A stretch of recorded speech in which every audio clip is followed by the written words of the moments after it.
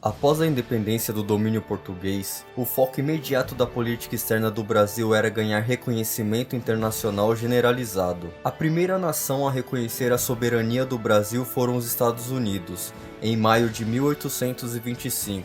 Outras nações posteriormente estabeleceram relações diplomáticas com o país recém-criado. Portugal reconheceu a separação em agosto de 1825. O governo brasileiro posteriormente tornou prioridade estabelecer suas fronteiras internacionais por meio de acordos com seus vizinhos.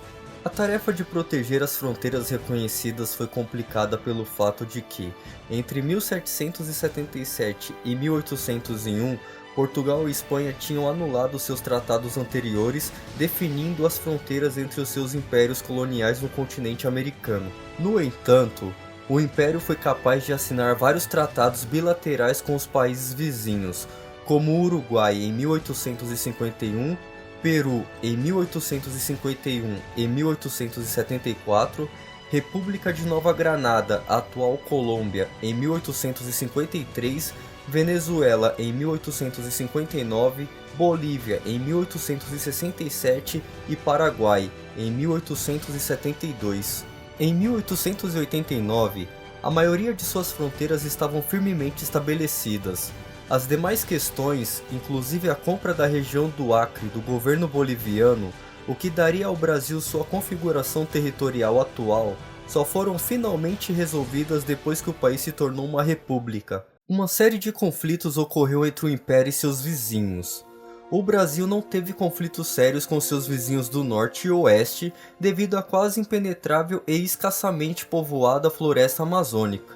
No sul, no entanto, as disputas coloniais herdadas de Portugal e Espanha sobre o controle de rios navegáveis e de planície que formam as fronteiras continuaram depois da independência. A falta de fronteiras consolidadas nessa região levou a vários conflitos internacionais, da Guerra da Cisplatina à guerra contra o Paraguai. O Brasil é, ao lado de nós mesmos, a grande potência no continente americano, afirmou James Watson Webb, ministro dos Estados Unidos para o Brasil em 1867. A ascensão do Império foi logo notada em 1844 por John Caldwell Calhoun, o então secretário de Estado dos Estados Unidos. Ele afirmou: ao lado dos Estados Unidos, o Brasil é o mais rico, o maior e mais firmemente estabelecido de todos os poderes americanos. No início dos anos 1870, a reputação internacional do Império do Brasil havia melhorado consideravelmente e manteve-se bem vista internacionalmente até o seu fim